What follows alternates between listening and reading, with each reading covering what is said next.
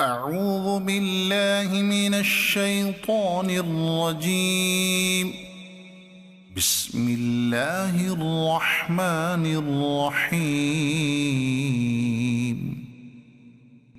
القارعة ما القارعة وما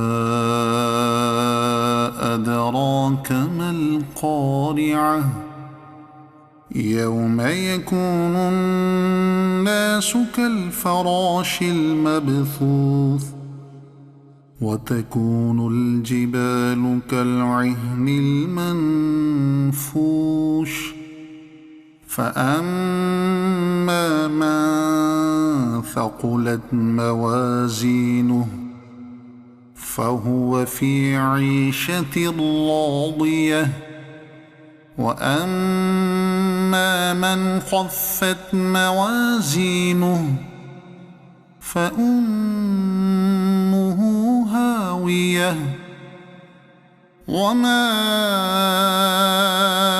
أدراك ما هي نار حامية صدق الله العظيم.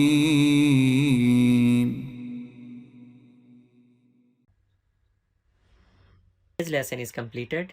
Now you please practice this lesson 3 times a day for 3 days, and we will learn our next lesson soon, inshallah.